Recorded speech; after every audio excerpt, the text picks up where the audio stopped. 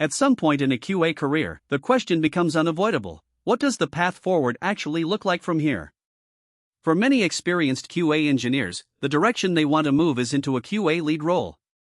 But the path from QA engineer to QA lead is rarely as clear as it looks from the outside. Job postings for QA lead roles describe a combination of technical skill, leadership experience, and communication ability that sounds straightforward enough. But in practice, the transition involves a set of shifts that are not always visible from the outside and that many QA engineers are not prepared for when they make the move.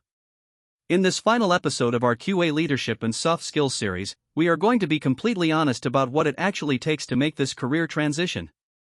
We are going to talk about the real skills that matter, the real mindset shifts that the role requires, the mistakes that new QA leads most commonly make, and the concrete steps you can take to position yourself for this move, whether the opportunity is at your current company or somewhere new. If you are thinking about moving into QA leadership, this episode is the one I wish I had been able to watch earlier in my own career. The first and most important thing to understand about the transition from QA engineer to QA lead is that it is not primarily a technical transition. Your testing skills are important, and you need to be technically credible to lead a QA team effectively. But at the point where you are ready to step into a lead role, your technical skills are essentially assumed. The company is not promoting you to lead because you are the best at writing test cases or the fastest at finding bugs. They are promoting you because they believe you can make the entire team more effective. And making a team more effective requires a fundamentally different kind of contribution than making yourself more effective. As a QA engineer, you are responsible for your own work, the quality of your test cases, the thoroughness of your coverage area, the clarity of your bug reports. As a QA lead, you are responsible for the team's work in aggregate. You care about whether the whole team has sufficient coverage across all features.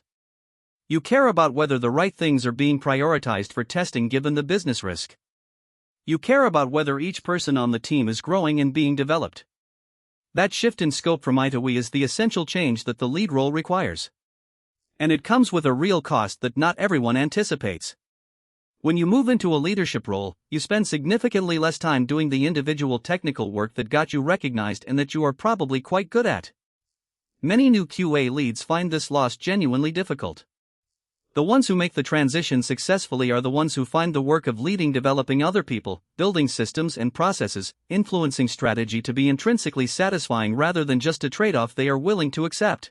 The skills that matter most in a QA lead role are the ones we have covered across this entire series: clear and audience-aware communication, metrics-driven quality conversation, influence without formal authority, effective facilitation, and culture building.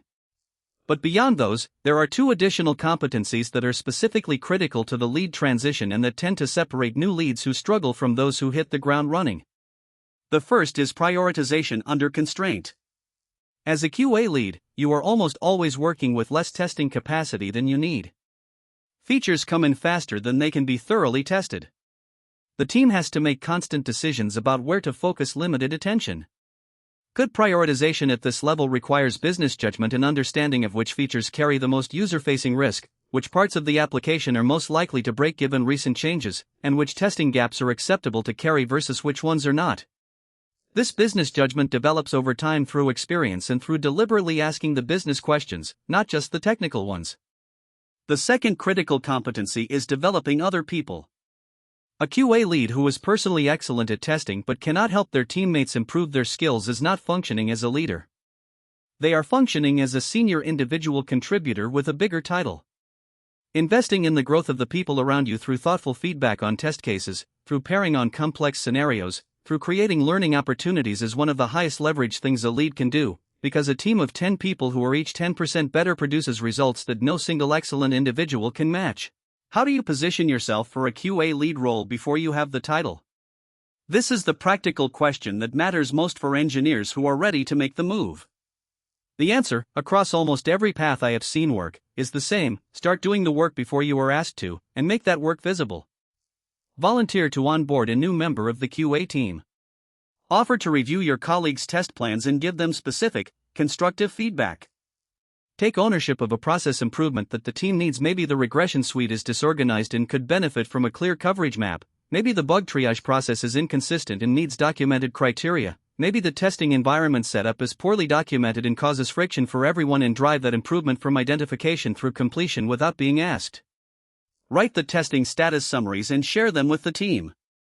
Ask the quality-focused questions in sprint planning and retrospectives. Build the relationships with product and engineering that give QA a seat at the table earlier in the process. These behaviors do two things simultaneously.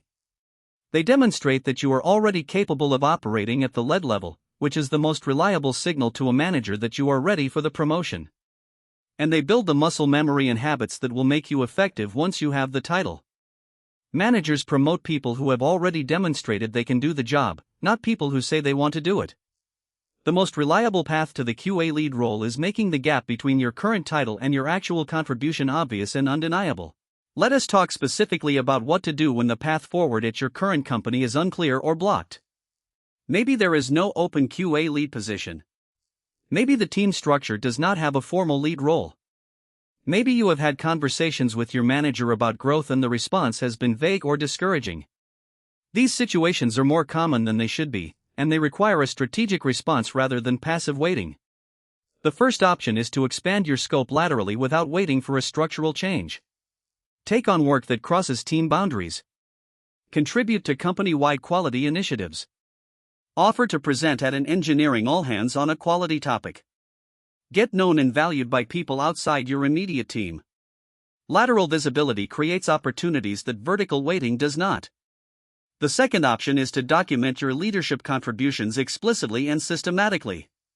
Keep a running record, sometimes called a brag document, of the process improvements you drove, the people you mentored, the quality metrics you moved, and the situations where your input prevented or resolved a significant problem.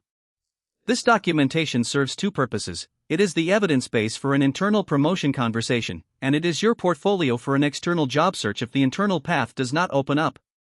The third option is to recognize when the environment you are in simply does not have room for the growth you want, and to look externally for an organization that does. This is not failure. It is accurate assessment of a situation and a rational response to it. This episode wraps up our QA leadership and soft skills series, and I want to take a moment to bring it all together. Over 7 episodes, we covered what QA leadership actually looks like in practice, how to communicate effectively with every type of stakeholder, which metrics drive real decisions, how to build influence without formal authority, how to facilitate retrospectives that produce lasting change, how to build a quality culture on your team, and how to navigate the transition from QA engineer to QA lead. These are not abstract concepts that live in a management textbook. They are skills that you can practice today, in your current role, in your current team, with the people around you right now. The QA engineers who build long and successful careers, who have real impact on the products they work on and the teams they are part of, are not just the best testers in the room. They are the ones who communicate with clarity, who think strategically about quality, who develop the people around them, and who take ownership of outcomes that go beyond their job description. Thank you for being here for this entire series. Subscribe to QA Career Lab. We publish new content every day to help you build the skills that move your QA career forward. Our next series is one of the most requested topics we have received: AI-assisted testing. How to use the new generation of AI tools to write better tests, find bugs faster, generate test data, and do more with less. We will see you there.